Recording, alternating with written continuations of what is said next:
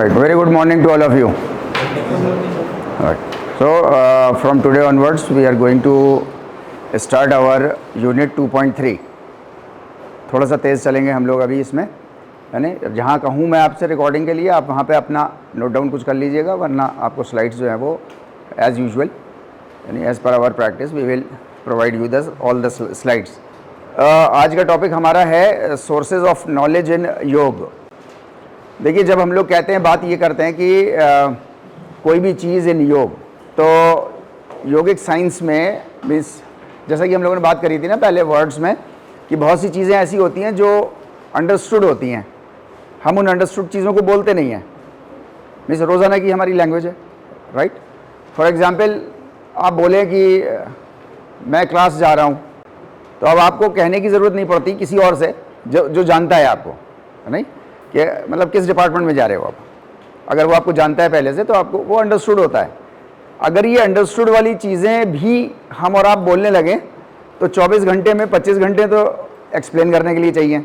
फिर खाने पीने के लिए टाइम कब बचेगा हमारे पास, राइट. तो इंसानों ने कुछ ऐसी लैंग्वेज वक्त के साथ साथ इवॉल्व की है और आगे लगातार इसको इम्प्रूव करते चले जा रहे हैं, जिसमें एक बार जो है वो पॉइंट ऑफ रिलेटिविटी पता चल जाए, कॉमनैलिटी जिसको बोलते हैं, वो कॉमन पॉइंट पता चल जाए, उसके बाद आपको उसको बार बार रिवाइज करने की ज़रूरत नहीं होती और आप बात पूरी करते चले जाते हैं, राइट. योगिक साइंसेज में या योग एजुकेशन में जब हम लोग बात करते हैं कि कोई भी चीज़ इन योग, जैसे सोर्सेज ऑफ नॉलेज इन योग, तो इसका मतलब ये होता है कि मीन्स इन आवर लाइफ. क्योंकि योग जो है वो हम लोग शुरू से बात करते चले आ रहे हैं, योग जो है वो एक नेचुरल चीज़ है और नेचुरल मतलब वो नेचुरल लॉज जो पूरी दुनिया को एक साथ जोड़े हुए हैं.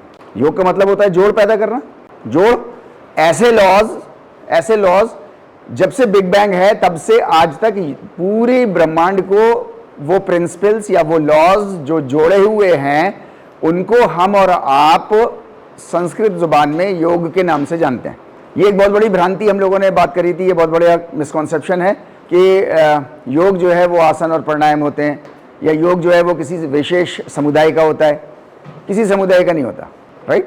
टोटल जो है वो मानव जाति का है, टोटल जो है वो ह्यूमन काइंड के लिए है, और टोटल सारी पूरी ब्रह्मांड, पूरी सृष्टि, पूरा क्रिएशन जो है वो योग के प्रिंसिपल्स में बंधा हुआ है. ये सब हम लोग जो है वो पहले से डिस्कशन करते चले आ रहे हैं. आज हम लोग बात करेंगे कि नॉलेज, ज्ञान, इल्म के सोर्सेज जो हैं वो इंसान के पास कहाँ कहाँ हैं, उनको लेकर के हम लोग जो है वो कुछ बातचीत करने की कोशिश करेंगे. ये समझना ज़रूरी है हमारे और आपके लिए कि बहुत सी चीज़ें ऐसी होती हैं जिनको हम और आप मतलब बिल्कुल शुरू से हम लोग उसके बारे में जो है वो मतलब उस प्रोसेस से हम चल रहे होते हैं, लेकिन उस प्रोसेस के बारे में हमें बताया नहीं जाता कभी भी. बहुत सी चीज़ें ऐसी हैं जिनके प्रोसेसेस से हम चल रहे होते हैं मगर हमको बताया नहीं जाता और कभी शायद हमको ज़रूरत भी महसूस नहीं होती. जैसे फॉर एग्ज़ाम्पल, जब से होश संभाला है तब से कपड़े पहन रहे हैं. कोई एक दिन ऐसा नहीं है जब कपड़े नहीं पहने, राइट. लेकिन कपड़े किस प्रोसेस से बनते हैं शायद हमने समझने की कोशिश नहीं की कभी. मतलब किसी का पर्सनल इंटरेस्ट हो तो शायद उसने कोशिश की हो, या हम जो है वो मीन्स बहुत सी चीज़ें खाने पीने की लेकर के आते हैं, लेकिन वो किस प्रोसेस से होकर के हमारे पास तक पहुंचती हैं. ऐसे बहुत सारी चीज़ें होती हैं. अब आप खुद, मैंने एग्जाम्पल के तौर पे कहा, जैसे फॉर एग्जाम्पल मतलब जब से हम पढ़ रहे हैं, right from the nursery class आज तक, कोई भी क्लास ऐसी नहीं होती जो सिलेबस के बगैर हो. लेकिन हमने कभी नहीं समझने की कोशिश की या कभी ज़रूरत महसूस नहीं हुई कि सिलेबस बनता किस तरीके से. मीन्स कोरिकुलम डिज़ाइन में आप आज पहली बार पढ़ रहे हैं. अच्छा, ये कोरिकुलम डिज़ाइन इंजीनियरिंग में भी होना चाहिए, मेडिसिन में भी होना चाहिए, कॉमर्स में भी होना चाहिए, मैनेजमेंट में भी होना चाहिए, फाइन आर्ट्स में भी होना चाहिए, फैकल्टी ऑफ आर्ट्स में भी होना चाहिए, फैकल्टी ऑफ सोशल साइंसेज में भी होना चाहिए, सब जगह होना चाहिए कोरिकुलम डिज़ाइन. लेकिन किसी का नहीं होता. मीन्स शायद उनको ज़रूरत महसूस नहीं होती. तो मैं ये कह रहा हूँ कि बहुत सी चीज़ें ऐसी होती हैं जो मीन्स हम प्रोसेस से गुजर रहे होते हैं, लेकिन उन प्रोसेस को हम लोग मीन्स समझने की कोशिश नहीं करते.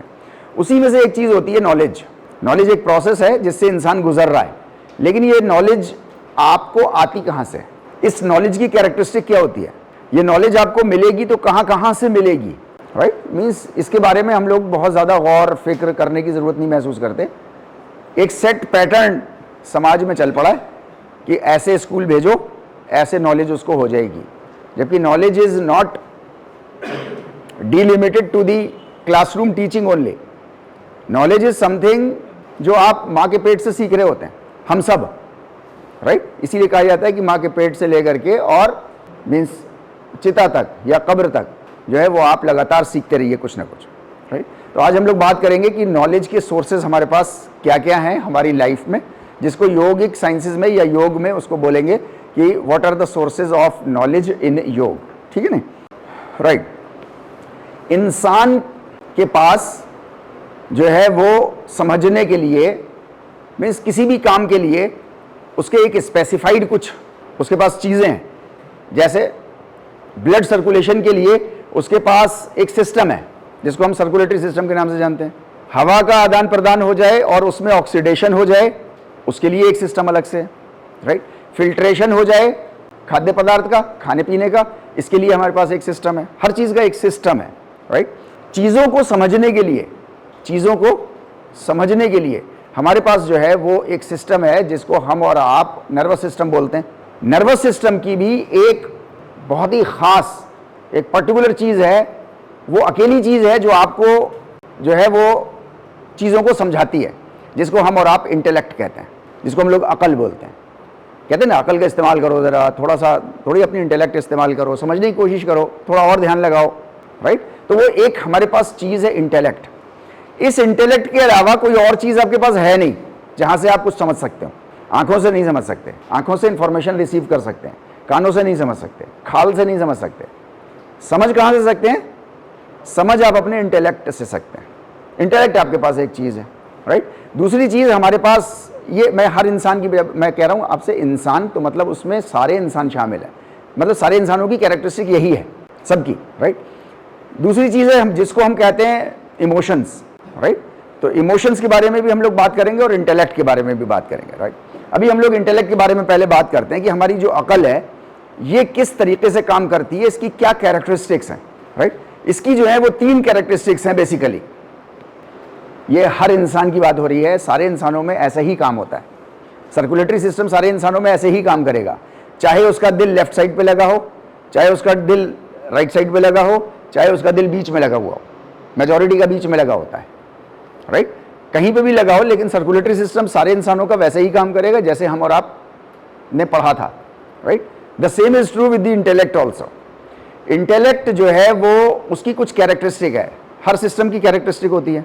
हमारे इंटेलेक्ट की कुछ कैरेक्टरिस्टिक्स हैं, वो कैरेक्टरिस्टिक्स हमको और आपको समझना बहुत ज़रूरी है, राइट। सबसे पहली इसकी कैरेक्टरिस्टिक है कि जो प्रोसेसेस चल रहे होते हैं, मीन्स कहीं से शुरू हुए, चल रहे हैं, कहीं कभी ख़त्म हो जाएंगे, या तो आगे कभी ख़त्म हो जाएंगे, या ख़त्म पीछे हो चुके हैं, या अभी करंट में चल रहे हैं, राइट। कोई भी प्रोसेसेस चल रहे हैं तो हमारी अकल उनको समझ जाती है।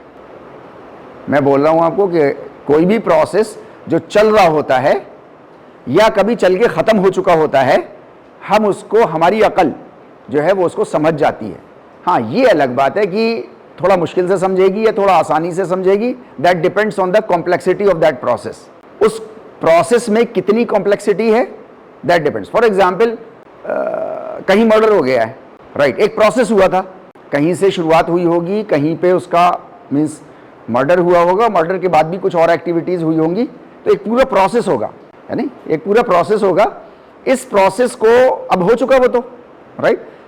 उस प्रोसेस को जो है वो जो लोग मीन्स अपनी अकल उसमें लगाने वाले लोग होंगे, जो एक्सपर्टीज होंगे या जो भी होगा XYZ, या जिनको केस सौंपा जाएगा, तो डिपेंड करता है कि कितनी कॉम्प्लेक्सिटी उसके अंदर है। कॉम्प्लेक्सिटी बहुत तरह की हो सकती है, हम लोग वो बात नहीं कर रहे, लेकिन मीन्स आसानी से भी वो प्रोसेस समझ में आ सकता है जो लोग उस पर लगे हुए हैं जांच पड़ताल पे, और थोड़ा मुश्किल से भी आ सकता है।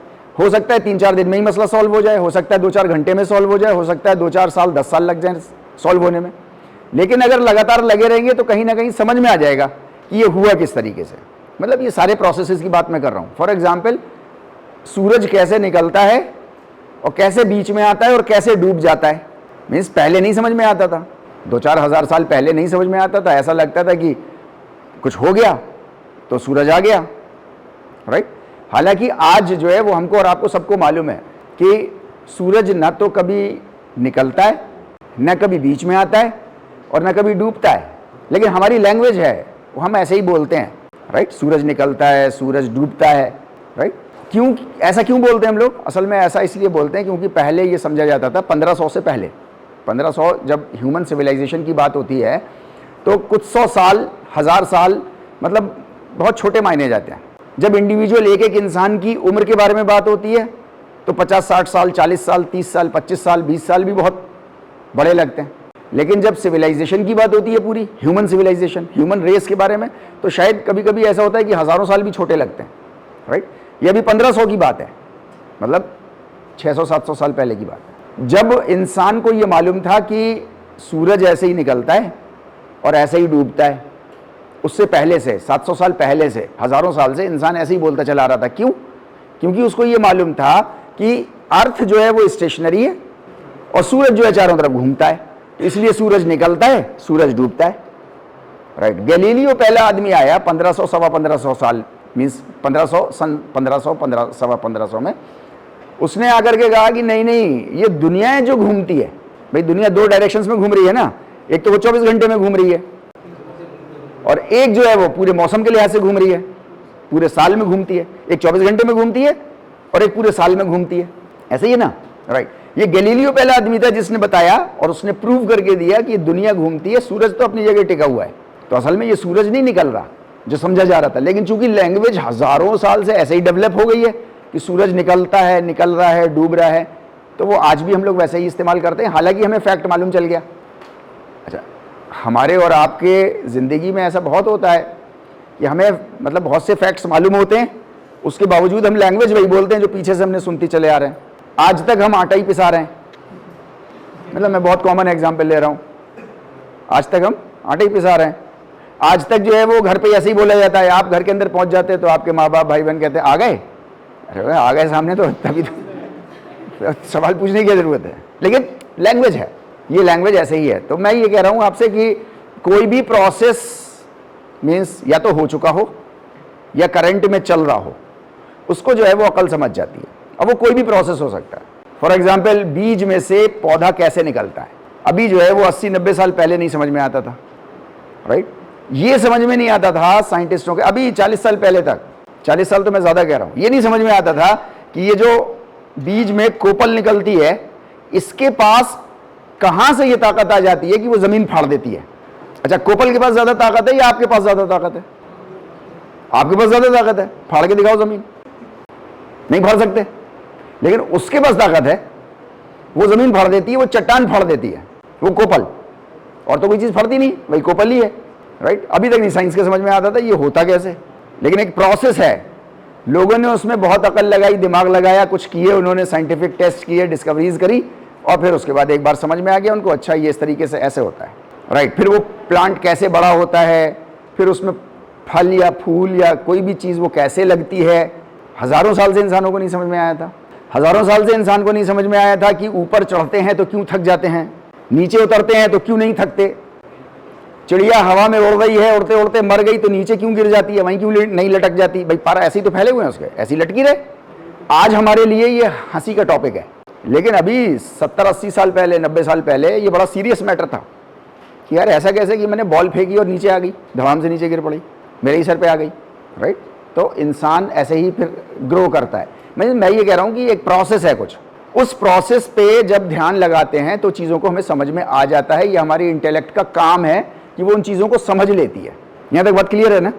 तो कोई भी चीज़ जो पहले हो चुकी हो या चल रही हो, उसको हमारी अकल या तो समझ जाती है या आगे कभी समझ जाएगी। यहाँ तक बात क्लियर है? तो पहली कैरेक्टरिस्टिक तो इसकी ये है कि जो चीज़ें चल रही होती हैं या चल चुकी होती हैं, ख़त्म हो गई होती हैं, उनको या तो समझ जाती है या आगे कभी समझ जाएगी, नंबर 1। नंबर 2, ये चीज़ों को जब भी समझेगी तो हमेशा पीसेस में समझेगी, स्टेप्स में समझेगी। मीन्स आप मुझको नहीं समझा सकते कि चाय कैसे बनती है एज ए होल, आपको हमेशा स्टेप्स में समझाना होगा कि चाय कैसे बनती है। कितना कप पानी तो कितना कप, उसमें कितना रेशियो दूध तो उसमें कितना रेशियो शक्कर, पत्ती, कितनी देर खौलाना है, खौलाने के बाद भी कितनी देर रखना है, अगर पर्टिकुलर टाइप का टेस्ट चाहिए तो ढक के कितनी देर रखनी है। मीन्स अब उसकी अलग कुछ प्रिंसिपल्स हैं। वो प्रिंसिपल्स आपको टुकड़ों में मुझे बताने होंगे, एक एक स्टेप करके। अभी आप देखो, हमें अकल के बारे में बात करनी थी, इंटेलेक्ट के बारे में बात करनी थी, तो हम लोग जो हैं वो यहां से शुरू करा और यहां से यहां तक आए हैं, टुकड़ों में आए हैं, है नहीं। आर्टिफिशियल इंटेलिजेंस डेवलप होना शुरू हो गई है। आगे वो चाहे कितनी भी एडवांस हो सकता है वो इतनी एडवांस हो जाए कि किसी भी चीज़ को वो एक बार सक्षम हो जाए अपने आप में, ऐसे सॉफ्टवेयर डेवलप हो जाएं कि जो आपको एक बार में चीज़ समझा दें, लेकिन आपके समझ में नहीं आएगी। मतलब वो सक्षम हो सकती है, क्योंकि वो अपनी अकल नहीं इस्तेमाल कर रही ना, वो तो सॉफ्टवेयर है। एज ए होल चाय कैसे बनती है, शायद वो एक सेंटेंस में समझाने में सक्षम हो आगे चल के, लेकिन हमारी और आपकी और दुनिया के सारे इंसानों की, किसी की भी आगे आने वाले समय में भी अकल जो है वो स्टेप्स में ही समझेगी चीज़ों को। तो आर्टिफिशियल इंटेलिजेंस को भी स्टेप्स में ही चीज़ें समझानी होंगी, एक एक स्टेप करके। यहाँ तक बात क्लियर है बिल्कुल, राइट। हमारी अकल जो है वो हमेशा चीज़ों को डिवाइड करके समझती है। स्टेप्स में मतलब चीज़ों को डिवाइड करेगी तभी समझ सकती है। अच्छा, ये जो मैं आपसे कह रहा हूँ ना कि डिवाइड करके ही समझती है, राइट। फॉर एग्जाम्पल, आपको फूल के बारे में किसी जानकारी हासिल करनी हो तो आपको पहले फूल डिवाइड करना होगा। आप ऐसे नहीं समझ सकते, एज ए होल फूल को लेकर के आप नहीं समझ सकते इस फूल के अंदर क्या क्या कैरेक्टरिस्टिक्स हैं। आपको सबसे पहले उसका डिवीजन करना होगा, उसके पेड़ से तोड़ना होगा आपको उसको, ठीक है। अगर आप उसके एक्सपर्टीज हैं, ट्रेंड है तो बहुत अच्छी बात है, नहीं ट्रेंड है तो जो ट्रेंड है उसके पास ले जाना होगा। भाई बॉटनी का कोई आदमी होगा, वही बताएगा ना उसके बारे में। वो कहेगा यार पूरी तरह से तो मैं तब बता सकता हूँ जब मैं 2-4 दिन इसके ऊपर स्टडी कर लूँ। तो आप कहोगे कि ठीक है, आप स्टडी कर लो इसको। फिर वो क्या करेगा, अपनी लेबोरेटरी में ले जाएगा, एक पत्ती तोड़ेगा, उसको ऐसे करके मसलेगा, उसको सूंघेगा, राइट। फिर उसको जो है वो सारी पत्तियाँ उसकी एक एक करके उधेड़ेगा। फिर उसके बाद वो उसको पे सेंट्रीफ्यूज चलाएगा, सेंट्रीफ्यूज चला के उसके सारे एटम्स, पार्टिकल सब अलग अलग करेगा, वो इलेक्ट्रॉन प्रोटॉन अलग करके, और वो आपको बता देगा इसकी पर्टिकुलर खुशबू किन किन वजहों से थी, किन किन पार्टिकल से मिलके थी, सारी चीज़ें बता देगा आपको। भाई डिवाइड किया उसने, हर चीज़ को डिवाइड किया तो बता दिया उसने आपको, राइट। लेकिन इस डिवीजन के प्रोसेस में एक बहुत बड़ी प्रॉब्लम खड़ी हो गई कि बेचारा फूल नहीं बचा। अच्छा, ये बहुत इंपॉर्टेंट है। इस प्रोसेस को हम और आप समझ भी नहीं पाए, और आज तक जो है वो मतलब ह्यूमैनिटी इसको समझ नहीं पा रही है, राइट। फॉर एग्जाम्पल, ह्यूमंस ने समझने की कोशिश की कि ह्यूमैनिटी मीन्स ह्यूमंस मतलब क्या है, हर कोई जानने की कोशिश करता है, राइट। तो लोगों ने उनको डिवाइड किया, फॉर एग्जाम्पल उनकी अलग अलग कैरेक्टरिस्टिक्स से, राइट। शलवार कमीज पहनने वाले लोग, एक पर्टिकुलर टाइप की ड्रेस पहनने वाले लोग, एक पर्टिकुलर टाइप की ड्रेस पहनने वाले, डिवीजन किया, समझने की कोशिश की कि इनकी क्या कैरेक्टरिस्टिक्स हैं, इनकी क्या कैरेक्टरिस्टिक्स हैं, इनकी क्या कैरेक्टरिस्टिक्स हैं, राइट। कुछ आस्तिक हैं, कुछ नास्तिक हैं, ऐसे करके डिवाइड किया। कुछ ऐसे करके डिवाइड किया कि आस्तिकों में जो है वो कुछ हिंदूज हैं, कुछ मुस्लिम्स हैं, कुछ क्रिश्चियंस हैं, कुछ बौद्ध हैं, कुछ जैन हैं, कुछ ऐसे हैं, कुछ वैसे, ऐसे करके डिवाइड किया, राइट। नेशन वाइज डिवाइड किया, नेशन वाइज डिवाइड करके समझने की कोशिश की, राइट। डिवाइड करके तो समझ लिया सारी चीज़ें, लेकिन इस डिवीजन में एक बहुत बड़ी प्रॉब्लम खड़ी हो गई कि ह्यूमैनिटी नहीं बची, क्योंकि जैसे ही हमने उसको तोड़ा तो अकल तो सिर्फ तोड़ का समझती है, अकल एज ए होल जुड़ा हुआ समझती ही नहीं है, राइट। आप ह्यूमैनिटी को तोड़ोगे, जैसे ही तोड़ोगे, ह्यूमैनिटी तोड़ो, फूल तोड़ो, क्लासरूम तोड़ो, कुछ भी तोड़ो, तो तब समझ में आएगा अकल के कि अच्छा ये क्लास की कैरेक्टरिस्टिक ऐसी है। लेकिन अगर इसको वापस आप जोड़ने की कोशिश नहीं करोगे तो ह्यूमैनिटी जो है वो बीच में कहीं ना कहीं टूटी रह जाएगी। अच्छा, पूरी दुनिया में, ये सिर्फ हिंदुस्तान का मसला नहीं है, पूरी दुनिया में ह्यूमैनिटी जो है वो टूटी हुई है, क्योंकि तोड़ के समझ तो लिया कि अमेरिका कैसा होता है, अमेरिकन कैसा होता है, इंडियन कैसा होता है, चाइनीज़ कैसा होता है, पाकिस्तानी कैसा होता है, श्रीलंकन कैसा होता है, ये तो समझ लिया। लेकिन समझने के चक्कर में वो जो डिवीजन हुआ, उस डिवीजन को वापस रिपेयर नहीं कर पाए, क्योंकि अकल का काम ही नहीं है वो रिपेयर करना वापस। अगर अकल का काम होता वापस रिपेयर करना तो फूल वापस बना देती वो। मेरी बात समझ में आ रही है ना? ये अकल की कैरेक्टरिस्टिक है। अकल के तौर पे इंसानियत तो कभी जुड़ी नहीं सकती, क्योंकि अकल का काम है तोड़ के ही समझना, तो वो डिवीजन में ही रह जाएगी हमेशा। तो एक तो ये बात कि कोई प्रोसेस चल रहा होता है, उस प्रोसेस को हम समझ पाते हैं, मतलब हमें नॉलेज उसकी तब हो पाती है। चीज़ों को हम डिवाइड करते हैं तब हमें नॉलेज हो पाती है, हमारी इंटेलेक्ट तभी ले पाती है नॉलेज को। और तीसरी एक बहुत इंपॉर्टेंट चीज़ है कि जैसे ही आप पहले के 2 प्रोसेस पूरे करते हैं और कोई चीज़ आपको हासिल होती है, तो फौरन आपकी अकल कहती है कि अरे ये तो मेरी है। मीन्स आपने फॉर एग्जाम्पल अभी बीपीएड की डिग्री पास कर लो, पास करते ही उससे जो भी फायदे मिलने होंगे वो सारे फायदे आपकी अकल कहेगी अबे ये तो मैंने बड़ी मेहनत से कमाई है, ये तो मेरे हैं सारे फायदे। जबकि दुनिया का कोई भी काम, दुनिया का सिंपल से सिंपल काम कोई भी इंसान अकेले कर ही नहीं सकता। मैं सिंपल से सिंपल की बात कर रहा हूं, मतलब मोस्ट सिंपलेस्ट। मैं दो सुपरलेटिव्स एक साथ मिला रहा हूं, हालांकि अंग्रेजी में दो सुपरलेटिव एक साथ नहीं मिलाते, लेकिन बात समझाने के लिए मोस्ट सिंपलेस्ट जो टेक्नोलॉजी है हमारे पास वो सुई है जिससे कपड़े सिलते हैं। भाई क्या है, सिंपल एक लोहा है, आगे एक नोक लगा दी है घिस के और एक छेद है उसमें, बस मोस्ट सिंपलेस्ट, राइट। लेकिन आप कहोगे आपने अकेले बना लिए, नहीं आपने अकेले नहीं बनाई है, बनाई आप ही ने है, लेकिन क्या आपने अकेले बना लिया? लोहा क्या आप अकेले ले आए थे? अकेले खोदा है आपने ज़मीन? अच्छा ज़मीन भी अगर अकेले खोदी है तो कुदाल कहाँ से आई थी आपके पास? मीन्स अभी बहुत सारी चीज़ें हैं, अभी आप इसको बढ़ाना चाहें तो बात बहुत आगे तक बढ़ सकती है। भाई मीन्स कुदाल चलाने के लिए ताकत कहाँ से आई आपके पास? तो आप कहोगे मैंने जिम किया, तो जिम के आपने खुद बनाया था। मीन्स उस सुई को बनाने के लिए जो पीछे फैक्टर्स हैं, और बात कहाँ तक पहुँचेगी बताओ ज़रा आप, हैं? बात कहाँ तक पहुँचेगी अगर ऐसे ही चले हम लोग पीछे? नहीं नहीं, राइट। आपके अपने एग्जिस्टेंस पे अकेले पैदा हो गए थे क्या? खुद पैदा हो गए क्या? नहीं, मतलब हर जगह तो मजबूर हैं और क्या कह रहे हैं सुई मैंने बनाई है। लेकिन ये अकल का काम है, इस बात को समझने की कोशिश करिए, इस बात को समझने की कोशिश करिए। ये अकल का काम है, कैरेक्टरिस्टिक है अकल की, कि वो जब भी यह चीज़ हासिल कर लेती है तो वो हमेशा ये कहती है ये तो मेरी अपनी है, इसमें किसी का कोई कॉन्ट्रीब्यूशन नहीं। ये अकल हमेशा ऐसी सिखाती है और हर किसी को ऐसी सिखाती है, सिर्फ अकेले मुझे नहीं, सबको ऐसी सिखाती है। एटम के अंदर कितनी, मैं हिस्टोरिकल एक वो ले रहा हूँ, एटम के अंदर क्या पावर्स होती हैं। एक ज़माना था इस पे पूरी दुनिया के साइंटिस्ट रिसर्च कर रहे थे, एटम के अंदर कितनी एनर्जी होती है, क्या होता है, सब मिलकर रिसर्च कर रहे थे। मतलब वो कंट्रीज भी आपस में उन्होंने दोस्ती का पैक्ट कर लिया था इस पॉइंट पे कि यार ये तो हम लोग मिलके खोजेंगे, क्योंकि ये तो बड़े काम की चीज़ है। एटम, एटम हर जगह मौजूद है, अगर हम एटम की एनर्जी निकाल लें तो उसको अपने काम में बहुत ला सकते हैं हम। उस ज़माने में, जिस ज़माने में इस पर रिसर्चेज हो रही थी, तो उसमें जो है वो यूएसए और यूएसएसआर, उस वक्त यूएसएसआर जो था वो सुपर पावर था और यूएसए जो था वो सेकंड पे था, तो आपस में ठनी रहती थी दोनों में, राइट। एक दूसरे के जानी दुश्मन, लेकिन फिर भी इस मामले में दोस्त। उनके साइंटिस्ट इनके यहाँ आ रहे हैं, इनके साइंटिस्ट उनके यहाँ जा रहे हैं, सेमिनार हो रहा है, कॉन्फ्रेंस हो रही है, वर्कशॉप हो रही है, डिस्कशंस हो रहे हैं, मतलब एयर फेयर, ट्रेन के टिकट, पानी के जहाज़ के टिकट, खाना पीना जो चाह रहे हैं, जो जैसा साइंटिस्ट कह रहे हैं वैसा सारी कंट्रीज एक दूसरे से वो कर रही हैं। कई साल ऐसा किया रिसर्चेज, और एकदम से एक शाम को, बल्कि रात का ये, उस वक्त अंधेरा ही था, रात को जो है वो यूएसए के साइंटिस्टों को पता चल गया कि एटम के अंदर क्या एनर्जी होती है। अच्छा, एफर्ट सबने लगाए, पूरी दुनिया के साइंटिस्टों ने मिलकर लगाए थे ना, सबने, लेकिन अमेरिका के साइंटिस्टों को पता चल, भाई किसी को तो पता चल नहीं था ना, वो पता चल गया। अच्छा, जैसे ही मोमेंट पे पता चला तो ये जो तीसरी वाली कैरेक्टरिस्टिक है ना, ये फौरन जाग गई।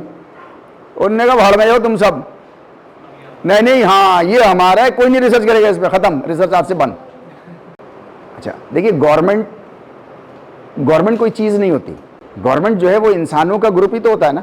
एक पर्टिकुलर टाइप की थिंकिंग के लोग जमा हो जाते हैं तो गवर्नमेंट वैसे बिहेव करने लगती है। कोई गवर्नमेंट ऐसी, कुछ लोग ऐसे जमा हो जाते हैं जो रिसर्च एंड डेवलपमेंट पे, एजुकेशन पे ज़्यादा जोर देते हैं तो वो काम होने लगते हैं। कुछ लोग जो हैं वो सिविल वर्क में ज़्यादा ग्रुप के लोग हो जाते हैं तो वो सिविल वर्क ज़्यादा होने लगता है, राइट। तो यूएसए ने जो है वो सब पे सैंक्शनिंग लगा दी, बंद कर दिया सारी रिसर्चेज सबको, कि नहीं अब कोई नहीं लगाएगा, सिर्फ हमारे पास है। तो ये मैं कह रहा हूँ आपसे, चाहे वो सिंगल एक आदमी हो, चाहे वो एक कम्युनिटी हो, चाहे वो एक डिपार्टमेंट हो, चाहे वो एक शहर हो, चाहे वो एक कंट्री हो, चाहे वो पूरी दुनिया के इंसान मिलकर के एक गवर्नमेंट बना लें, राइट। जब तक हासिल नहीं होगी, जब तक सबके सामने जो है वो मिल करके दोस्ती में, अच्छे से, प्रेम भाव से, दिखावा करके, ठन के, बन के, हर तरह से कोशिश करेंगे उसको जानकारी हासिल करने की। एक बार जानकारी हासिल हो जाएगी या कुछ हासिल हो जाएगा आपको, फौरन एक अकड़ पैदा हो जाएगी, ये तो मेरी है। अब इससे रिलेटेड जितने भी फायदे होंगे वो मैं अपनी मर्जी से इस्तेमाल करूंगा। मतलब करा तो एटम की एनर्जी को इस्तेमाल करने के लिए, हार्नेस करने के लिए, निकालने के लिए दुनिया के सारे साइंटिस्ट लगे, भाई सबने कुछ ना कुछ कंट्रीब्यूशन दिया ना, लेकिन जैसे ही उनको मिली तो अमेरिका ने कहा कि नहीं साहब, अब तो हम इसको अपनी मर्जी से इस्तेमाल करेंगे, जैसे चाहेंगे वैसे इस्तेमाल करेंगे, और हिरोशिमा नागासाकी पे उन्होंने टेस्ट करने के लिए ठोक दिया। मतलब ये अकल ऐसे ही काम करती है। आप कहो अब यूएसए को, मैं मतलब दूसरे सेंस में कह रहा हूं, अब आप कहो यूएसए की बुराई करो, नहीं, वो बुराई करने की बात नहीं, वो अकल ही ऐसे काम करेगी। मैंने तो बहुत छोटी सी भी मिसाल ली आपसे, आपकी डिग्री अभी मिल जाएगी आपको, इससे जितने भी रिलेटेड फायदे होंगे, मतलब पोस्ट का फायदा, पैसे का फायदा, कोई आए जरूरतमंद आपके पास कि साहब तुम्हारे पास अब पैसे आ गए, अब दे दो प्लीज दे दो, आपकी अकल फौरन कहेगी अबे पागल है, तुमने मेहनत करके बीपीएड लिया, सुबह 6:30 बजे से लेकर के शाम 6:30-7 बजे तक रगड़ खाई, राइट।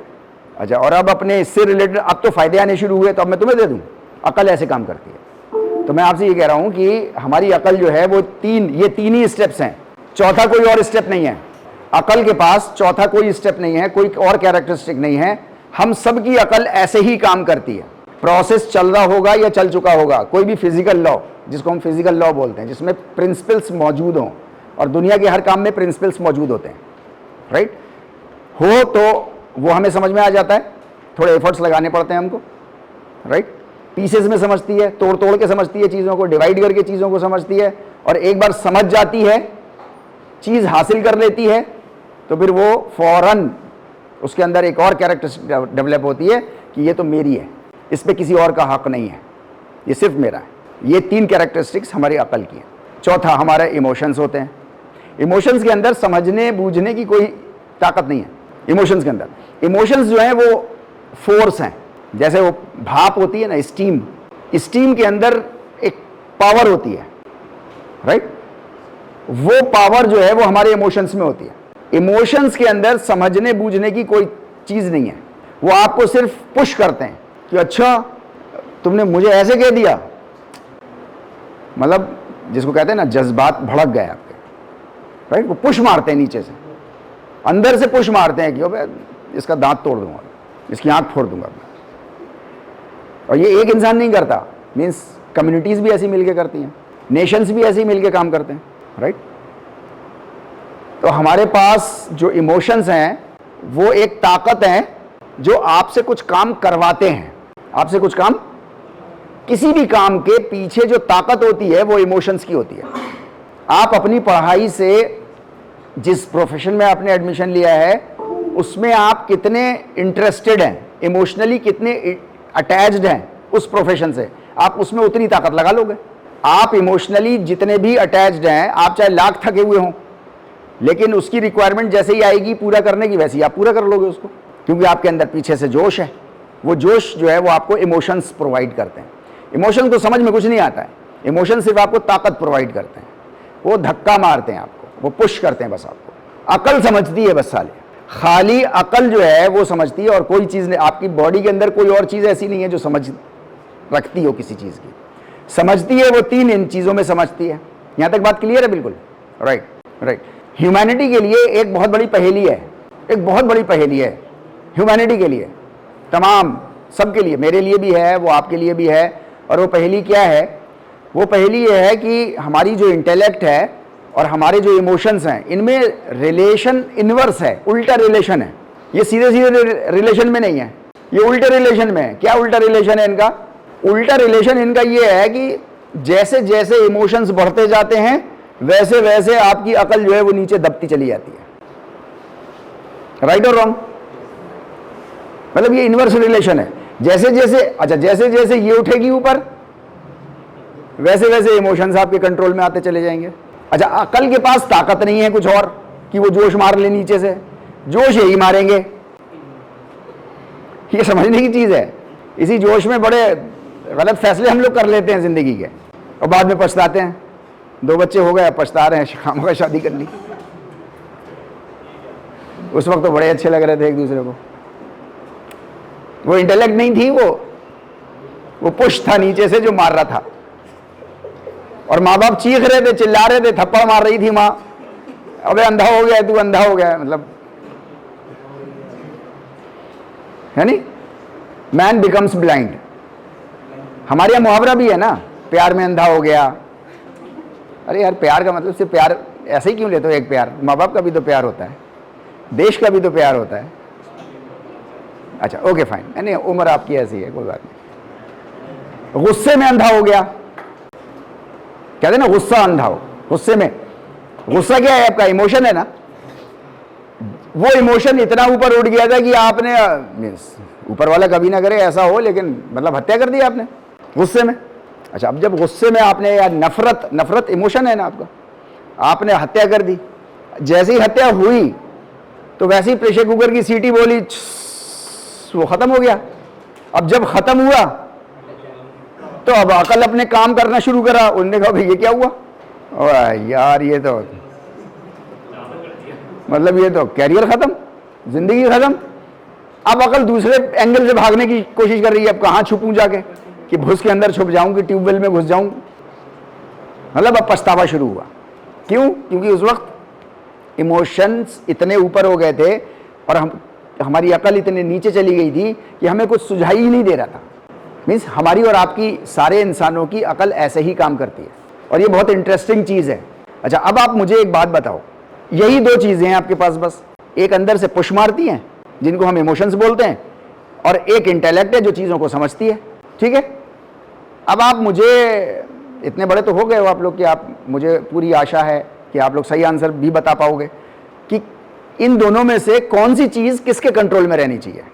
इमोशंस के कंट्रोल में आपकी इंटेलेक्ट रहनी चाहिए, या इंटेलेक्ट के कंट्रोल में इमोशंस रहने चाहिए? जी, इंटेलेक्ट के कंट्रोल में इमोशंस रहने चाहिए, ये याद रखिएगा। मतलब कहीं अगर गलती अभी तक कर भी ली है तो सुधारने का बहुत मौका है, अभी नहीं है, नहीं है, बहुत मौका है। ओके फाइन, है ना? यही फैसला दिया ना आप लोगों ने अभी, यही 4 लाइन का फैसला दिया ना, है नहीं? इंटेलेक्ट हर हाल में हमारे इमोशंस को कंट्रोल करने वाली होनी चाहिए। अगर इमोशंस ने कंट्रोल कर लिया इंटेलेक्ट को, इमोशंस ने अगर इंटेलेक्ट को कंट्रोल कर लिया, तो सिवाय अंधेपन के फिर कुछ नहीं हासिल है। वही मैं कह रहा हूं, रिलेशन खराब हो जाएगा। रिलेशन खराब नहीं होने देना। अरे तुम इधर उधर मत देखो, सबको हक है बोलने का, सबको बोलने दिया करो। पूरी क्लास में 25 बार मैं बोलने दो उनको, क्या हुआ, मुझे जो बोलना है मैं वो बोलूंगा, राइट? Okay fine. तो यहां तक बात समझ में आ रही है ना हमारी? हमारे पास दो ही चीजें हैं, एक फोर्स मारने वाली चीजें हैं और एक समझने वाली चीजें हैं, राइट? समझने वाली चीज को हम इंटेलेक्ट कहते हैं, फोर्स मारने वाली चीजों को हम इमोशंस कहते हैं। इमोशंस जैसे जैसे बढ़ते जाते हैं वैसे वैसे हमारी अकल कमजोर पड़ती जाती है। इंटेलेक्ट के पास कोई चीज है नहीं जो खुद को बढ़ा ले, ये तो इमोशंस ऊपर नीचे होंगे तो इंटेलेक्ट अपने उसमें रहेगी, ठीक है नहीं? राइट। अगर इमोशन ज्यादा हो गए और इंटेलेक्ट कम हो गई तो आप अंधे हो जाएंगे, आपको फिर आगे की चीजें दिखाई नहीं दे रही होंगी। आंखें होंगी, कान भी होंगे, नाक भी होगी, स्किन भी होगी, दिल भी होगा, अकल भी होगी, समझाने वाले लोग समझा भी रहे होंगे, राइट? माँ जैसी चीज जूता उतार के चप्पलें भी बजा रही होगी मगर समझ में कुछ नहीं आ रहा होगा, क्यों? अंधे हो चुके होंगे बेचारी। वो चप्पलें मार मार के जब थक गई होगी तो वो मतलब फिर बिलक बिलक के रो भी रही होगी, सब कुछ हो रहा होगा, सारे ड्रामे चल रहे होंगे, लेकिन आपको समझ में कुछ नहीं आ रहा। ऐसे ही है ना, राइट? क्यों? क्योंकि अंधे हो चुके हैं, राइट? जब इमोशंस खत्म होंगे 2-4 महीने में खत्म हो जाएंगे। नहीं, मेरी शादी को 25 साल हो गए, इसलिए मैं कह रहा हूँ 2-4 महीने में खत्म हो जाएंगे। बहुत चलेंगे तो 2-3 साल चल जाएंगे। हाँ, एक्सपीरियंस है, 25 प्लस का एक्सपीरियंस है यार, छोटा मोटा नहीं है। मतलब 3 साल तो बहुत बड़ी चीज़ है, 3 साल बहुत बड़ी चीज़ है। आदमी दाएं बाएं झांकने लगता है फिर, राइट? ओके। तो हमारे इमोशंस जो हैं वो कंट्रोल्ड होने चाहिए हमेशा हमारी इंटेलेक्ट से, लेकिन इंटेलेक्ट की अपनी प्रॉब्लम है ना? प्रॉब्लम क्या प्रॉब्लम है? कि जो प्रोसेस चल रहा होगा उसी को समझेगी, चीजों को डिवाइड करके ही समझेगी, अपनी प्रॉब्लम है ना उसकी, वही कैरेक्टरिस्टिक्स है उसकी, वही उसकी प्रॉब्लम है। इंसानों के साथ एक चीज बड़ी इंपॉर्टेंट है, जो उनका स्ट्रेंथ होती है ना वही उनकी कमजोरी भी होती है, और इसका स्पोर्ट्स स्किल्स का बहुत अच्छा एग्जाम्पल है। मैं आपको एक एग्जाम्पल ले रहा हूँ। Vivian Richards sir West Indies के एक मीन्स क्रिकेट हिस्ट्री के बहुत रिनोन्ड बैट्समैन है वेस्ट इंडीज़ के, विवियन रिचर्ड्स। इंग्लैंड से उनका मैच था, इयान बॉथम सर बॉलिंग कर रहे थे। इयान बॉथम इज़ अगेन मतलब एक रिनोन्ड बहुत ऑलराउंडर है, मतलब पहले 4 ऑलराउंडर्स में उनका नाम आता है, Kapil Dev sir, Ian Botham sir. Ian Botham sir ने अपने कैप्टन से कहा कि मुझे बॉल दो, मैं बॉलिंग करूँगा। अच्छा, वो चूंकि रिनोन्ड है, एक्सपीरियंसड है, तो उनका लो भैया, क्योंकि विवियन रिचर्ड्स सर के सामने नए बॉलर को डालना, उसके कैरियर से खेलना और अपनी टीम से खेलना। उन्होंने उनको बॉल दे दी। उन्होंने जैसे ही उनको बॉल दी, उन्होंने जैसे ही गार्ड लिया, तो फ़ौरन इयान बॉथम सर ने क्या किया कि इधर फाइन लेग और लॉन्ग लेग ऐसा होता है, जैसे मैं ऐसे खड़ा हूँ ना, उधर से बॉलिंग हो रही है तो राइट हैंड बैट्समैन हूँ, राइट, ये स्क्वायर लेग है पीछे अंपायर, इस स्क्वायर लेग से और ये मिडिल स्टंप के बीच का जो ये डिस्टेंस है, इसमें जो है वो फाइन लेग कीपर के पास होता है बाउंड्री लाइन पे, और लॉन्ग लेग जो है वो स्क्वायर लेग अंपायर से करीब होता है लेकिन अंदर होता है। अच्छा, इतने एरिया में स्क्वायर लेग वाला और ये एरिया, ये लाइन पूरी और ये लाइन पूरी के बीच में 2 से ज़्यादा प्लेयर नहीं खड़े कर सकते, ये क्रिकेट का रूल है। 2 खड़े कर सकते हैं। अच्छा, 2 कभी कोई नहीं खड़ा करता, फाइन लेग लॉन्ग लेग का एक ही प्लेयर होता है बस। इयान बॉथम सर ने 2 खड़े कर दिए, इयान बॉथम सर ने वहाँ 2 खड़े कर दिए, लाइन के बिल्कुल बराबर में एक और खड़ा कर दिया। मतलब रूल कि जिस वक्त डिलीवरी हो उस वक्त 2 होने चाहिए अंदर, उन्होंने एक और खड़ा कर दिया साइड में, राइट। जैसे ही डिलीवरी हो जाए वैसे तुम भी अंदर चले आना, मतलब वॉकिंग करते जाते ना ऐसे करके, तो थोड़ी टेढ़ी वॉकिंग कर लेना, तुम भी अंदर चले आना। उन्होंने 1 बाउंसर मारी, 2 बाउंसर मारी, 3 बाउंसर, उस वक्त रूल नहीं था कितनी मार लो, 6 की 6 बाउंसर मार दो, राइट। उनके कैप्टन आया, उसने कहा इन बॉथम से पागल हो गए। अच्छा, इतनी देर में, नया बैट्समैन है, उसने इतनी देर में विवियन रिचर्ड्स सर ने जो है वो 2 छक्के मार दिए और 2 चौके मार दिए, 3 फील्डर्स होने के बावजूद। उनका कैप्टन आया, उन्होंने कहा पागल हो गए हो, विवियन रिचर्ड्स के बारे में पूरी दुनिया में मशहूर है कि ये हुक शॉट बहुत अच्छे खेलता है। तो इयान बॉथम मुस्कुराए, फिर चल दिए दूसरा ओवर लेके। अभी उन्होंने पहली बॉल डाली तो 2 रन ले लिए, फिर बॉल डाली फिर 1 रन ले लिया किसी बैट्समैन ने, उन्होंने फिर उसके बाद एक सिंपल सी लुल्ला सी बॉल दी उसको, तो उसने 1 सिंगल ले लिया, वो फिर आ गया, फिर बाउंसर मार दिए उन्होंने, चौथी बॉल बाउंसर, 5वीं बॉल बाउंसर, तो 2 तो उन्होंने डक कर दी, तीसरी पे उन्होंने हिट कर दिया और एक प्लेयर ने उनका कैच पकड़ लिया। अच्छा, 18-20 रन 25 रन पे विवियन रिचर्ड्स सर का या सचिन सर का या विराट कोहली सर के अगर 20-25-30 रन पे अगर विकेट मिल जाए तो ये सक्सेस है बहुत बड़ी, राइट। उन्होंने ले लिया, विकेट ख़त्म। बाद में इयान बॉथम सर ने इंटरव्यू में कहा कि विवियन रिचर्ड्स सर की सबसे जो स्ट्रॉन्ग पॉइंट है वो उनका हुक शॉट है, लेकिन वही उसकी कमज़ोरी भी है, और यहाँ पे भी उसकी वही कमज़ोरी बन गई। वही चाहता तो अब थोड़ा डिसमिस कर लेता, मैं कितनी देर बाउंसर मारता। बॉलर को बाउंसर मारने के लिए एक्स्ट्रा एनर्जी लगानी पड़ती है, कितने ही फिट हो, 5-6 ओवर से लगातार 5-6 ओवर तक तो मार सकता है बाउंसर, लगातार नहीं मार सकता बाउंसर, मतलब एक्यूरेट बाउंसर। आनंद फानन के, ईरान तूरान के बाउंसर तो मतलब ख़राब बाउंसर, मतलब कितने ही मारते रहो, राइट। ये ह्यूमंस के साथ ये कैरेक्टरिस्टिक है कि आपका जो स्ट्रॉन्ग पॉइंट है वही आपका वीक पॉइंट भी है। इस बात को आप हमेशा याद रखिएगा, क्योंकि आदमी स्ट्रॉन्ग पॉइंट को लेकर के तो घमंड में आ जाता है और ये नहीं समझ पाता कि वही उसका वीक पॉइंट भी है, और वहीं से वो मात भी खा जाता है। दुनिया की बहुत बड़े बड़े नेशंस, बड़े बड़े सुपर पावर्स लाइक रोम, लाइक पर्शिया, वो हारे ही इसी वजह से। उनकी जब हिस्ट्री अब हिस्टोरियंस लिखते हैं तो हारे ही वो इसी वजह से कि वो जिसको स्ट्रॉन्ग पॉइंट समझते थे अपना, दुश्मन ने वहीं से सेंध मार दी। तो उन्होंने कहा यहाँ तो हम है ना, यहाँ तो हम चीते हैं, हाँ उधर देख लेंगे। तो उन्होंने एनर्जी अपनी उधर लगा दी, इधर चीते थे, इधर से ही घुस गए वो। तो मीन्स हमेशा आपको भी लगे कोई चीज़, स्ट्रेंथ होना अच्छी बात है, स्ट्रेंथ की जानकारी होना अच्छी बात है, लेकिन स्ट्रेंथ पे जिसको हम ओवर कॉन्फिडेंस बोलते हैं वो कभी मत होइएगा। अगर वो आप हो गए तो मामला गड़बड़ है, राइट। इंटेलेक्ट की अपनी कैरेक्टरिस्टिक्स हैं, लेकिन यही कैरेक्टरिस्टिक्स जो है वो उसकी कमज़ोरी भी हैं कि वो चीज़ों को डिवाइड करके समझती है, ठीक है ना, स्टेप्स में समझती है, और जैसे ही समझ जाती है तो साहब मेरी है ये, तो इसके अलावा किसी और की नहीं है, ये तो शेयर करने के लिए है ही नहीं किसी के साथ। मेरी मर्जी होगी जैसे मैं खर्च करूं, मैंने बड़ी मेहनत से कमाई करी है, मैंने बड़ी मेहनत से डिग्री हासिल करी है, मैंने बड़ी मेहनत से मैं यहाँ तक पहुँचा हूँ, मैंने बड़ी मेहनत से अब पे मिलना शुरू हुई है, ये पैसे मेरी मर्जी के खर्च करूँगा मैं अपने। सामने वाला भूखा रह जाए तो रह जाए, हमसे क्या मतलब है। मीन्स अकल ऐसा ही सिखाती है हमको और आपको, सबको, सारे इंसानों को, राइट। देखिए योग में जब हम लोग बात करते हैं ना योग, तो उसका मतलब होता है कि आपको महर्षि पतंजलि ने या योगेश्वर श्री कृष्ण जी ने आपको क्या कहा। जब हम योग की बात करते हैं तो उस वक्त हम बात करते हैं कि योग की जो किताबें हैं उसके अंदर आपको क्या प्रिंसिपल्स दिए गए, राइट।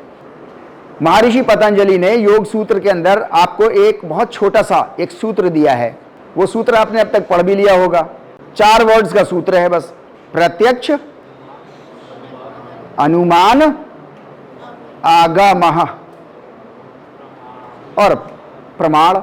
आनी कहते हैं ये प्रमाण है। प्रमाण कहते हैं मतलब ये नॉलेज है।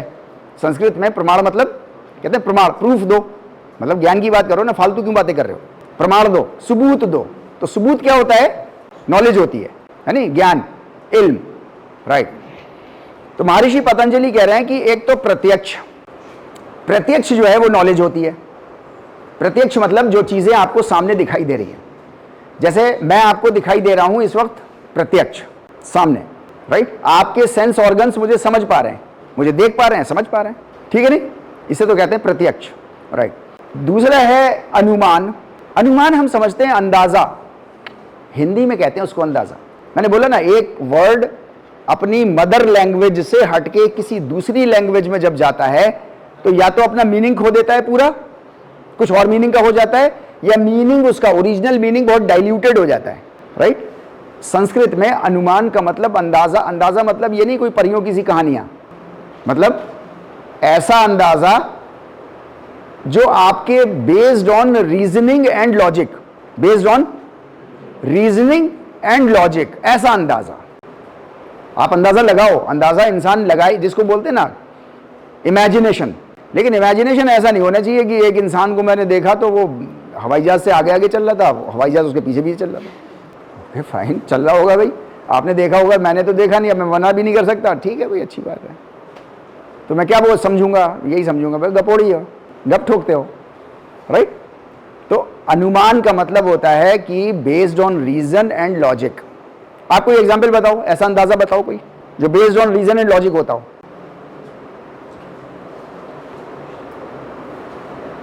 कोई भी अंदाजा लगाओ। अंदाजा सभी लगाते हैं,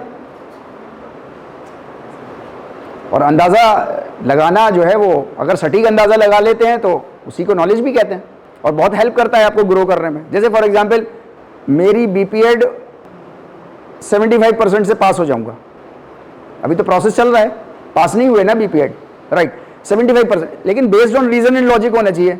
अच्छा, रीजन एंड लॉजिक मतलब पीछे का इतिहास देखा जाएगा ना आपका, भाई फर्स्ट सेमेस्टर में क्या रहा, सेकंड सेमेस्टर में क्या रहा, थर्ड सेमेस्टर में आप कितने हो, फोर्थ सेमेस्टर में आपका क्या बनेगा, तो उसे अंदाजा लगाएगा ना आदमी पीछे से, राइट। तो एक based on reason and logic, मतलब आप फॉर एग्जांपल हो थर्ड सेमेस्टर में, फर्स्ट 2 सेमेस्टर्स में आपके 40% आए हैं, अब आप कह रहे हो कि मेरे 75% आ जाएंगे, मतलब ओवरऑल नहीं, थर्ड सेमेस्टर में तो आ सकते हैं 75, फोर्थ में भी आ सकते हैं 85, लेकिन ओवरऑल 75 से पास हो जाऊंगा, मतलब अब वो अंदाजा फिर परियों की कहानी हो गई, मुंगेरी लाल के हसीन सपने हो गए। सर ज़्यादातर एक्स्ट्रा टेरेस्ट्रियल जो भी स्टडीज होती हैं सर, प्लैनेट्स की, या वो इसी पे डिपेंड रहती है सर, अनुमान पे रहती हैं, लॉजिकल रीजनिंग, लेकिन रीजन एंड लॉजिक बेस्ड होती हैं वो।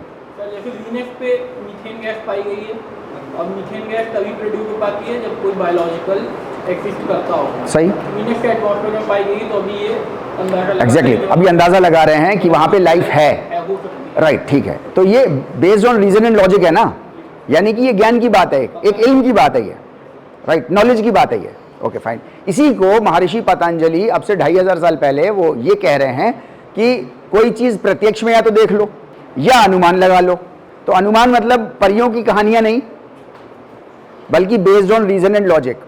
मैं आपको एक और अंदाजा लगवा रहा हूं, आपका घर, मतलब जहां आप कमरे में बैठे हैं, गौर से सुनिए थोड़ा सा, जहां आप कमरे में बैठे हुए हैं वहां पर आपको बहुत तेज गाड़ी चलती हुई कहीं सुनाई दे रही है, आपको बहुत तेज, और मतलब आपके अनुभव तजुर्बे के लिहाज से वो तेजी चल रही है बहुत, तो आप अंदाजा लगाते हैं कि आगे चौराहे पे ये कहीं लेटा हुआ मिलेगा। हाँ हाँ हाँ, ऐसा होता है, अंदाजा लगाते ना आप। अच्छा, अब वो रीजन एंड लॉजिक पे ही बेस्ड है। अच्छा ठीक है, फिर आपने सुना कि वो जो है वो ब्रेक बहुत तेज लगे, आपने फौरन अंदाजा लगा लिया नहीं नहीं गया नहीं, अभी नहीं अंदाजा लगा। आपने ये लगा लिया कि मतलब एक्सीडेंट बच गया, मतलब कुछ हो गया, गड़बड़ हो गई, तभी तो उसने इतनी तेज ब्रेक लगाए। वो ब्रेक भी बहुत कुछ अल्ट्रा ही तेज थे, राइट, आपने अंदाजा लगा लिया। लेकिन अभी वो ब्रेक की आवाज खत्म नहीं हुई थी कि आवाज आई धड़ाम, अरे आपने कहा गया, लगा लिया ना अंदाजा। अच्छा, ये सारे अंदाजे आपके based on reason and logic हैं, इजंट इट? अच्छा, अभी वो धड़ाम की आवाज भी नहीं खत्म हुई थी कि कोई इंसान चीखा, अरे आपने कहा मतलब हो गया। अंदाजा लगा रहे हैं ना सारे आप? अच्छा, ये सारे अंदाजे बिल्कुल सच है, बिल्कुल based on reason and logic है। अब आप मुझे बताओ, मतलब वो अंदाजा आप एक्सप्लेन नहीं कर सकते, राइट? वो जो इंसान चीखा है, वो जो इंसान चीखा है, मतलब मैं बुरे अंदाज में कह रहा हूं, कभी कभी बुरे अंदाज में कह के चीजों को समझाने की जरूरत पड़ती है। वो जो इंसान चीखा है वो आपकी माँ है। अच्छा, माँ की चीख तो मतलब माँ की, बच्चे की चीख तो समझ जाते हैं ना फौरन, वो माँ की चीख है। अब बताओ किस टाइप का अंदाजा होगा आपका? अभी तक तो अंदाजा सुकून से हो रहा था सारा, अब अंदाजा कैसा होगा? वो अंदाजा होगा या नहीं होगा? हाँ, अंदाजा है। अच्छा, ये भी समझ में आ गया आपकी माँ है, ये भी समझ में सारा कनेक्शन बनता हुआ आ रहा है कि बहुत तेज है। हालांकि वो माँ बाद में पता चला वो किसी और चीज से टकरा गई थी इसलिए आवाज आई थी, लेकिन मतलब अंदाजे का हाल क्या होगा आपका based on reason and logic कि वो आपकी माँ फंस गई उसमें, उस एक्सीडेंट में, राइट? तो अंदाजा जो है मतलब घबरा जाता है आदमी सोच करके। मैं ये नहीं कह रहा कि ऐसा हो जाए मेरी माँ के साथ या किसी और की माँ के साथ, लेकिन मैं एक चीज को समझाने के लिए कभी कभी सर्जरी करनी पड़ती है, राइट? तो आपका वही महर्षि पतंजलि आपको कह रहे हैं कि प्रत्यक्ष और अनुमान, ये दोनों चीजें आपकी जो है वो सोर्स ऑफ नॉलेज है। ठीक है, यहां तक बात समझ में आ गई? ये दोनों चीजें आपकी सोर्स ऑफ नॉलेज है। तीसरी चीज है आगमः। आगमः, आगमः कहते हैं जो इंसान को बाहर से डायरेक्ट परमेश्वर के जरिए से मिले। देखिए, इंसान की ये कैरेक्टरिस्टिक है, इस बात को समझने की कोशिश करिएगा। हम लोग इससे पहले भी डिस्कस कर चुके हैं कि इंसान दुनिया में अकेला प्राणी है जिसको दुनिया की हर चीज बाहर से सीखनी होती है। उसके अंदर कुछ नहीं है, अंदर खाली मिट्टी का पुतला ही है। जब मैं पैदा हुआ था, जब आप पैदा हुए थे, जब दुनिया का हर इंसान पैदा हुआ था, तो इवन उसे सांस लेना भी नहीं आती थी, राइट और रॉन्ग? राइट, सांस लेना भी उसको सिखाया गया, पकड़ के फौरन उल्टा लटका दिया। नहीं सांस ले रहा तो पटापट 3-4 मार भी दिए, तब भी नहीं समझ में आया तो बराबर की सुई उठा के अंदर बम्पू में घुसड़ दी, पिन पे, तब सांस लेना आ गई। मीन्स सांस लेना सिखाई गई, वरना ये 12 से 17 सेकंड में खत्म थे, हम नीले पड़ जाते। 25 सेकंड के बाद फिर नीले पड़ जाते, क्योंकि सांस अंदर माँ के पेट में तो पानी है, राइट? पानी वो सांस ले नहीं सकता, वो तो जो ट्यूब से कनेक्टेड है उससे सांस, उसको ऑक्सीजन जा रही है, उसी से मेटाबोलाइट्स बाहर निकल रहे हैं उसके। सांस लेना बच्चे को आती नहीं माँ के पेट के अंदर, बाहर ही उसको सांस लेनी है। सांस लेना आता नहीं है उसको, तो सिखाना पड़ेगी ना उसको। तो पहली जो चीज आपको सिखाई गई वो आपको सांस लेना सिखाया गया। अब यहां से फिर आपको सारी चीजें सिखाई जाएंगी, राइट? दुनिया के सारे जानवर, इससे पहले भी हम लोग डिस्कस कर चुके हैं, दुनिया के सारे जानवरों के जितने भी बच्चे पैदा होते हैं वो सब मोस्ट एडवांस लेवल पे पैदा होते हैं। उनको अपने जीवन से रिलेटेड सारी जानकारी पहले से अंदर मौजूद होती है उनके, राइट?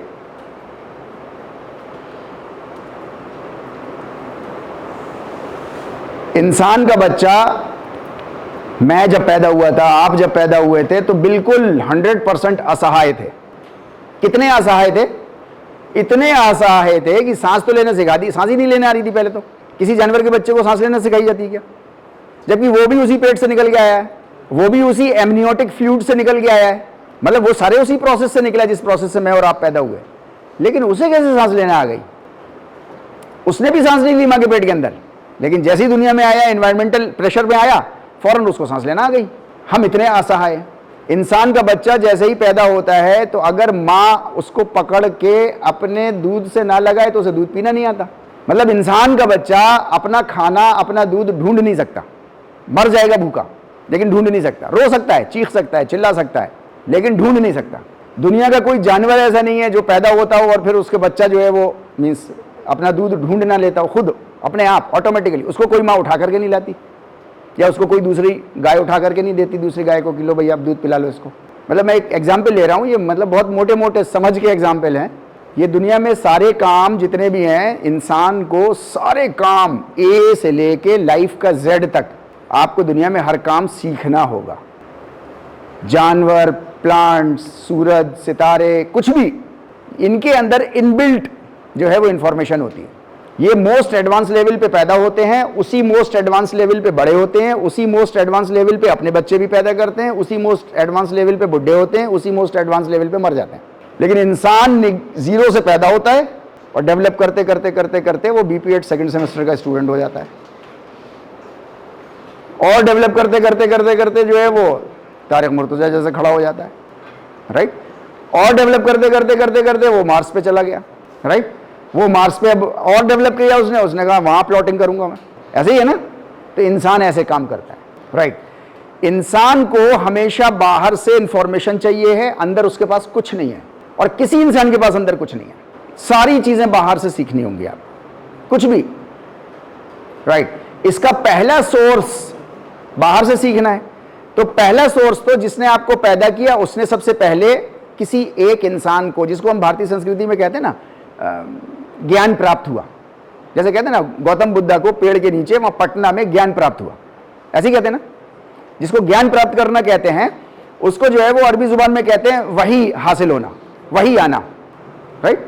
तो ये लैंग्वेज का फर्क है, नहीं, ज्ञान का बाहर से आना, ज्ञान का, इल्म का, नॉलेज का बाहर से आना। क्यों आना? क्योंकि इंसान बाहर से ही सीख सकता है। फिर जिसको ज्ञान प्राप्त हुआ है, जैसे गौतम बुद्ध को ज्ञान प्राप्त हुआ, जैसे योगेश्वर श्री कृष्ण को ज्ञान प्राप्त हुआ, जैसे योग महर्षि पतंजलि को ज्ञान प्राप्त हुआ, जैसे जीसस क्राइस्ट को ज्ञान प्राप्त हुआ, जैसे प्रॉफिट मोहम्मद को ज्ञान प्राप्त हुआ, जैसे इनको ज्ञान प्राप्त हुए तो इन्होंने फौरन दूसरे इंसानों को भी प्राप्त कराया, बाहर से ही दिया उनको भी। इसको कहते हैं आगामः, जो बाहर से ज्ञान प्राप्त हो। अच्छा, ये जो बाहर से ज्ञान प्राप्त हो रहा है, ये जो बाहर से ज्ञान प्राप्त होता है, इसकी एक बहुत बड़ी कैरेक्टरिस्टिक होती है इस ज्ञान की, राइट। एक तो अकल है जो चीजों को डिवाइड करके समझती है। ये जो बाहर से ज्ञान प्राप्त होता है, जो चीजें टूट गई हैं, ये बाहर से ज्ञान प्राप्त वाली चीजें इनको आपस में जोड़ देती हैं। बट टूट गई ना, टूट गई तो नफरत पैदा हो गई। नहीं, नफरत कैसे खत्म होगी? तो ये बाहर से ज्ञान प्राप्त वाली चीज बताएगी आपको कैसे खत्म होंगी, राइट। वो आगे हम लोग डिस्कस करेंगे, राइट। देखिए, सारे एनिमल्स के पास ये दो कैरेक्टरिस्टिक्स होती हैं। सामने देख के समझ जाता है वो। मेरा एक्सपीरियंस तो नहीं है, लेकिन जो लोग मतलब शेरों का सामना करते हैं, मतलब जंगल में, सर्कस में नहीं, राइट, तो वो लोग कहते हैं कि अगर आपकी आंखों में कॉन्फिडेंस है तो शेर जो है वो खामोशी से धाड़ेगा, चीखेगा, खुरचेगा, जमीन सब कुछ करेगा, लेकिन वो खामोशी से फिर चला जाएगा। लेकिन आपकी आंखों में वो कॉन्फिडेंस होना चाहिए। जाहिर सी बात है, वो कॉन्फिडेंस मेरे अंदर तो नहीं हो सकता, सोचता भी हूं तो नहीं हो सकता। लेकिन जिन लोगों ने मतलब फेस किया है, जिनका पैशन है ये शेरों के सामने जाना, खतरनाक जानवरों के सामने जाना, तो वो बताते हैं कि आपकी कॉन्फिडेंस झलकना चाहिए आंखों से। जिस लेवल का कॉन्फिडेंस होगा उस लेवल का वो डराएगा आपको। ज़्यादा कॉन्फिडेंस होगा तो ज़्यादा डराएगा, फिर अल्टीमेटली चला जाएगा, राइट। यानी कि प्रत्यक्ष को वो बिहेव कर रहा है कुछ, और वो अनुमान भी लगा लेते हैं जानवर। जैसे अर्थक्वेक आने को है, आया नहीं है अभी, लेकिन बिल में रहने वाले जानवर जो है निकल के भागना शुरू कर देते हैं, based on reason and logic, right. जानवरों के पास ही होता है। ये लास्ट स्लाइड हम लोग, ये उनको जो है वो इंसानों को, वो दोनों चीजें तो चाहिए ही होती हैं, साथ में इंसानों को आगमः चाहिए होता है, क्योंकि अंदर इनके पास कुछ नहीं है। जानवरों के पास है, राइट। जानवरों के पास अंदर से है, उनको बाहर से कुछ नहीं चाहिए। इंसानों के पास अंदर कुछ नहीं है तो उनको बाहर से चीजें चाहिए। योग में आगमः जो है वो आपका योग सूत्र है, और आपका जो है वो श्रीमद् भागवत गीता है, राइट। क्योंकि हम उसको डिलिमिट करके पढ़ रहे हैं, अभी और भी चीजें हैं, लेकिन हम उसको डिलिमिट करके, डिलिमिट समझते हैं मतलब क्षेत्र को बांध के फिर पढ़ना, क्योंकि खुले मैदान में हम पढ़ नहीं सकते, समझ नहीं सकते चीज़ों को। तो हम यहाँ से शुरू करेंगे, फिर आप डेवलप हो जाएंगे, मास्टर्स में चले जाएंगे, मास्टर्स के बाद भी आपकी ज़िंदगी रहेगी। आप में से जो लोग योग साइंसेज में आएंगे, फिर इस चीज़ों के ऊपर खड़े होकर फिर आप बहुत सी चीज़ें आगे समझ लेंगे, राइट। तो मैं आपसे इतनी सी बात कह रहा हूँ कि एनिमल्स के पास ये दो चीज़ें होती हैं, प्रत्यक्ष और अनुमान। ये सारे जानवरों के पास होती हैं, इंसानों के पास भी हैं। इंसानों के पास एडिशनल आगामाहा भी होती है, क्योंकि इनके पास अंदर से कुछ नहीं होता। जानवरों को आगामाहा नहीं चाहिए होता। यहाँ तक बात क्लियर है बिल्कुल? Alright, thank you very much. अगली बार बात करेंगे।